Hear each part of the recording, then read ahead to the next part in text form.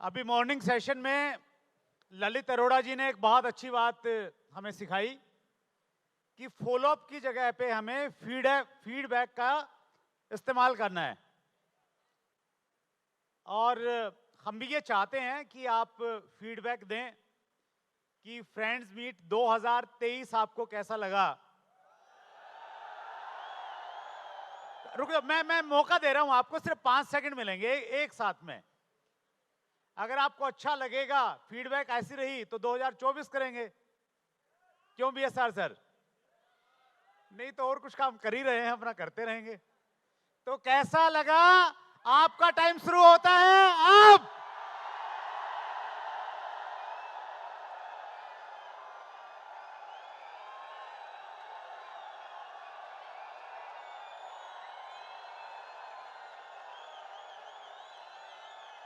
Thank you everyone, बहुत बहुत धन्यवाद। प्लीज बैठ जाइए। एक चीज तो हमें मालूम थी बहुत अच्छे से कि यहां thank you so much, education तो आपको बहुत अच्छी मिलेगी, सीखने को बहुत कुछ मिलेगा। इसीलिए आपको रजिस्ट्रेशन के टाइम पे एक पैड और पेन दिया गया ताकि आप कुछ पॉइंट बना सकें। साथ वाले की शर्ट पे नहीं लिखने लग जाएं कुछ कि भैया बाद में मेरे को उतार कर दे देना, नोट्स बना लेता हूं। लेकिन थोड़ा सा ये था कि व्यवस्थाएं पता नहीं कैसी रहेंगी, क्योंकि इतने सारे लोगों का आना, और स्पेशली 2 जगह बड़ा चैलेंज रहता है, क्योंकि 22 साल से मैं इस इंडस्ट्री में हूं। एक तो रजिस्ट्रेशन के टाइम पे सबको जल्दी रहती है, लेट हो गए, ट्रेन की वजह से हो गए, ऑटो वाले की वजह से हो गए, लेकिन पूरा जोर लगाते हैं कि प्रोग्राम में जल्दी पहुंच जाएं।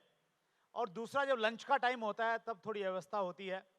हमारी पूरी टीम ने, जो ये इधर खड़े हुए ना लाल टी शर्ट में, सफेद टी शर्ट और चैट विद सुरेंद्र वत्स का लोगो, इन्होंने प्रयास किया कि आपको कोई असुविधा नहीं हो। तो आपकी तालियां बताएंगी कि ये लोग खरे उतरे या नहीं उतरे वहां पे।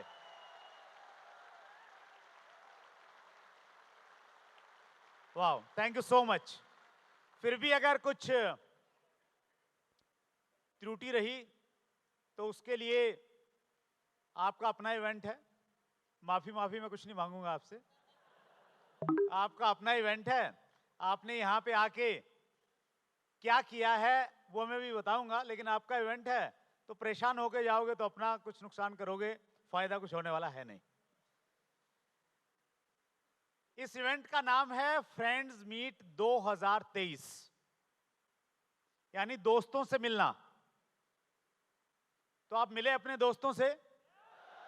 तो अभी जो आजू बाजू में बैठे हैं उससे हाथ मिलाइए, थोड़ा बढ़िया एकदम गर्मजोशी के साथ में। महिला अगर हो तो थोड़ा ध्यान रखिएगा। और ये पूछिए इंडस्ट्री कैसे चल रही है। क्या पूछना है? पूछिए पूछिए, इंडस्ट्री कैसे चल रही है, थोड़ा दबा के, इंडस्ट्री कैसे चल रही है। क्योंकि अगर इंडस्ट्री अच्छी चली ना तो फिर आपकी कंपनी भी अच्छी चल जाएगी, और आपकी कंपनी अच्छी चली ना तो आपका भी अच्छा चल ही जाएगा। तो जिस प्रकार देश में रहने वाले हर नागरिक के लिए सबसे पहले अपना देश होता है, सबसे पहले क्या होता है? देश। अगर आप भारतीय सेना की किसी यूनिट में जाएंगे तो वहां पे एक चीज आपको अक्सर लिखी हुई देखी मिलेगी कि आपकी यूनिट, आपका लेवल, आपका ओहदा वो सब बाद में है, लेकिन सबसे पहले देश है। तो उसी प्रकार से अगर हम इंडस्ट्री को सबसे पहले नंबर पे रखेंगे, हमारे साथ में थोड़ी दिक्कत क्या रहती है, बहुत बार हम ये चाह रहे हैं कि हमारी कंपनी ग्रो करे, बाकी ग्रो न भी करें तो चलेगा। हेलो, ये सोच बदलनी है। अगर आप भगवान से ये कहें कि भगवान बारिश करना, लेकिन मेरे खेत में करना, पड़ोसी के खेत में नहीं करना, अगर ऐसी प्रार्थना और ऐसी दुआएं करेंगे तो ये हो सकता है कि सबके खेत में हो जाए, आपका खेत रह जाए। क्योंकि जब आप दूसरों के लिए मांगेंगे और सबके लिए मांगेंगे तो आपका तो अपने आप ही ठीक हो जाएगा।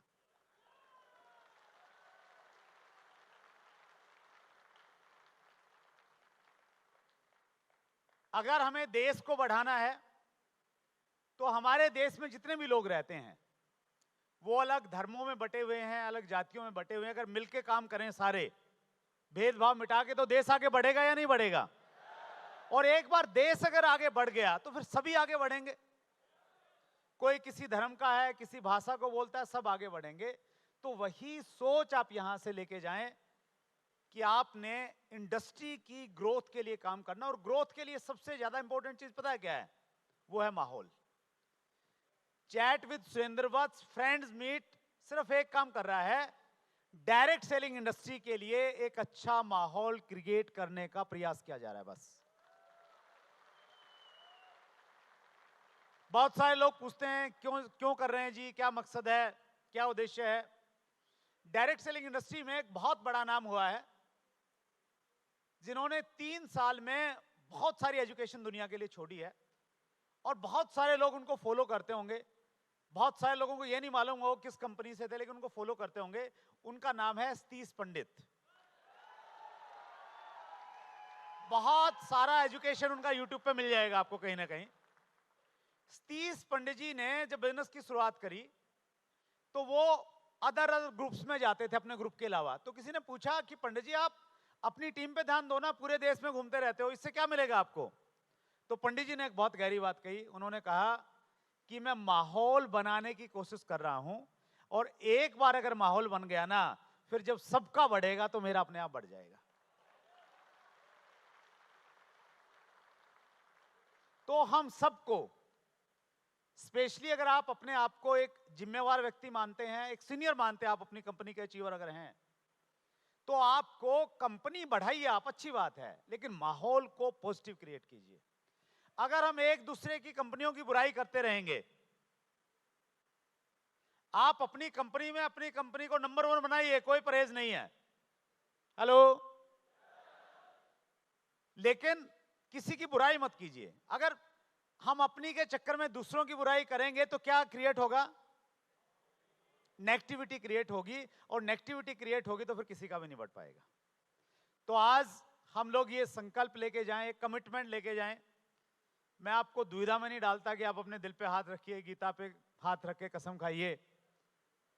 आप अपने अंदर से ये कमिटमेंट लीजिए कि आज के बाद मैं इंडस्ट्री की बुराई नहीं करूंगा, और इंडस्ट्री में जो अच्छी कंपनियां काम कर रही हैं उनकी अगर बुराई की बारी आएगी तो मैं बचूंगा। मेरी कंपनी अच्छी क्यों है मैं उसकी तारीफ करूंगा, लेकिन किसी अच्छी कंपनी की मैं बुराई नहीं करूंगा। और ये कोई एक व्यक्ति नहीं कर सकता, ये हम सब लोग मिलके इंडस्ट्री के लिए एक माहौल क्रिएट कर सकते हैं। हम लोगों ने इंडस्ट्री के लिए बहुत क्लोज से काम किया गवर्नमेंट के साथ में। 2011-12 का जो टफ टाइम था, इंडस्ट्री बहुत बुरे दौर से गुजरी। उसके बाद में कुछ एसोसिएशन स्टार्ट हुई। राहुल सुदन जी हमारे बीच में बैठे हैं। मैंने भी एक्टिवली एसोसिएशन में पार्टिसिपेट करने का काम किया, और उस समय जब हम गवर्नमेंट ऑफिसर से मिलते थे, मैं माहौल बता रहा हूं आपको क्या था। हमें देख के लोग कहते थे कि ये चोरों की इंडस्ट्री है। हम अपने आप को ये मानते हैं कि हमारे से बढ़िया कोई है ही नहीं। इमेज क्या बनी हुई थी? ये चोरों की इंडस्ट्री है, और ये इसलिए बनी हुई थी क्योंकि बहुत सारी कंपनियों ने कुछ उल्टे पुल्टे काम किए थे, और कुछ हमने माहौल को नेगेटिव बना के कहीं ना कहीं इंडस्ट्री को खराब करने में हमने भी योगदान किया था। लेकिन अच्छी बात क्या है, अगर आपके पास में असली सिक्का है तो फिर वो चलेगा ही चलेगा, टाइम लग सकता है। हमारे पास में डायरेक्ट सेलिंग इंडस्ट्री एक असली सिक्का थी। टाइम लगा, फॉलोअप किया। 2016 में गाइडलाइन आई, बहुत सारे फॉलोअप के बाद में आई। बहुत सारी एसोसिएशंस ने काम किया। मैं इस मौके पे एक व्यक्ति का नाम जरूर याद करना चाहूंगा। Federation of direct selling association FDSA के वाइस प्रेसिडेंट राजीव गुप्ता जी और मैंने, हम मिलके, हमारा रूटीन रहता था, एक मीटिंग का शेड्यूल बनाते थे। तो प्लान ये रहता था कि मंडे को मिनिस्ट्री में जाना है और फिर शुक्रवार को फिर जाना है। ताकि जो गाइडलाइन का प्रोसेस चल रहा है उसका थोड़ा मालूम चले, क्योंकि उनके लिए वो प्रायोरिटी नहीं है, डिपार्टमेंट के लिए, गवर्नमेंट के लिए वो प्रायोरिटी नहीं है कि उसको निकालना ही है, उनके पास में 1000 और काम है, लेकिन हमारे लिए वो प्रायोरिटी है। तो 2016 में गाइडलाइन आई, 28 दिसंबर 2021 में डायरेक्ट सेलिंग के रूल्स आ गए हैं। और आपको ये जान के बहुत खुशी होगी, world federation direct selling association के 2021 के आंकड़ों के अनुसार हमारा नंबर हालांकि 12वां रहा पूरी दुनिया में, लेकिन 12 देशों में अगर हम 3 साल का CAGR देखें तो हम सबसे तेज गति के साथ में बढ़ रहे हैं। हमारा CAGR था 15.7%। ये अच्छी खबर है हमारे लिए, ये हमारे लिए बहुत अच्छी खबर है। और हम लोग बहुत बड़ी इंडस्ट्री का पार्ट हैं, तो ज्यादा आपाधापी मत कीजिए, सबके लिए बहुत कुछ है यहां पे। आज हमारा टर्नओवर लगभग $3000 मिलियन का है। इसी स्पीड से हम ग्रो करते रहे तो 2050 तक हम लोग $1 लाख मिलियन को क्रॉस कर जाएंगे। तो बहुत बड़ा पोटेंशियल है। बस जरूरत इस चीज की है कि एक अच्छे माहौल में एक पॉजिटिव इन्वायरमेंट इंडस्ट्री का क्रिएट करके हम लोग सब लोग काम करें। और आपका यहाँ पे आना, यहाँ बैठना, ये बता रहा है कि आप चैट विद सुरेंद्र वत्स की मुहिम के साथ हैं कि हम इंडस्ट्री का माहौल बहुत अच्छा करेंगे।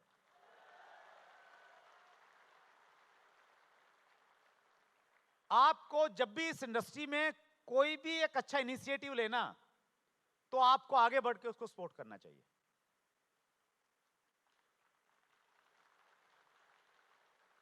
और ये चीज आपको बहुत कुछ देगी लाइफ में।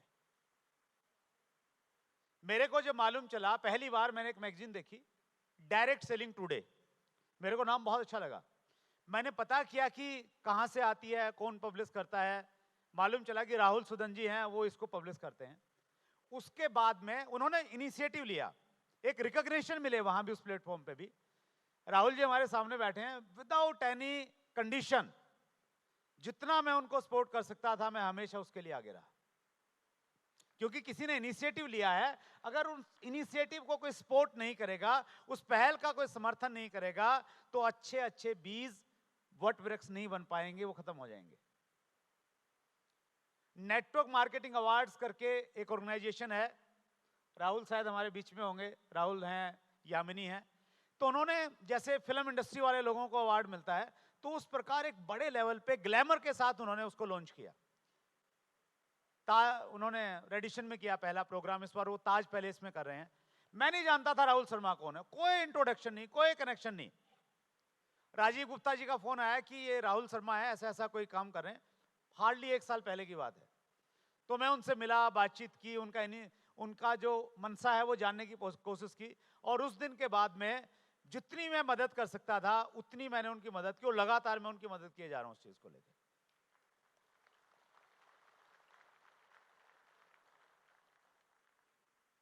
डॉक्टर कमलकांत वशिष्ठ हमारे बीच में बैठे हैं, अभी हमने उनको सुनने का भी मौका मिलेगा।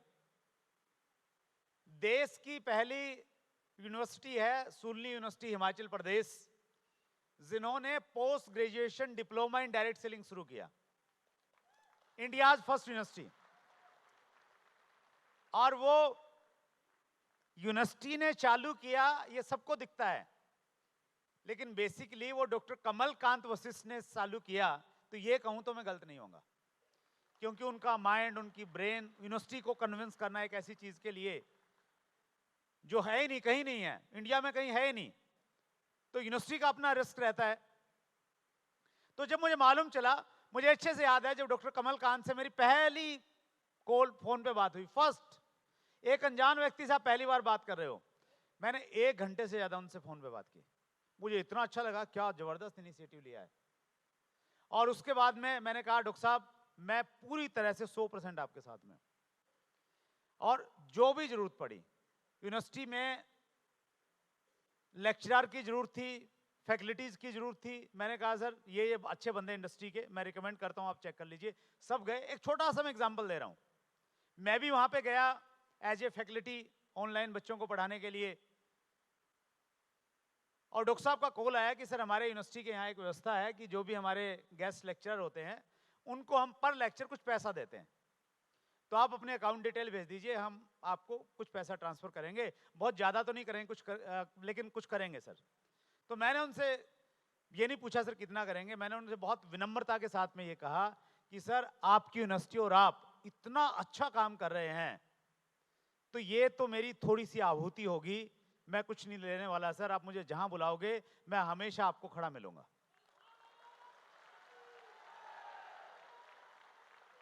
मैं सिर्फ ये बताने का आपको प्रयास कर रहा हूं, मुझे नहीं लगता मैं कन्वे कर पा रहा हूं, नहीं कर पा रहा हूं। आपकी इंटेंशन अगर अच्छी है ना तो चीजें बहुत अच्छी हो जाएंगी। और आपके साथ जब भी देखिए बहुत सारे अच्छे काम हमारी इंडस्ट्री में हो रहे हैं, जहां भी हो रहे हैं आपने क्या करना है, उसका समर्थन करना है।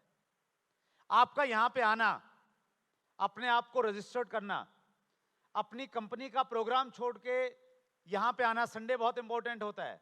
बहुत सारी कंपनियों के लिए मार्च लास्ट मंथ है, क्लोजिंग का बहुत इंपॉर्टेंट होता है।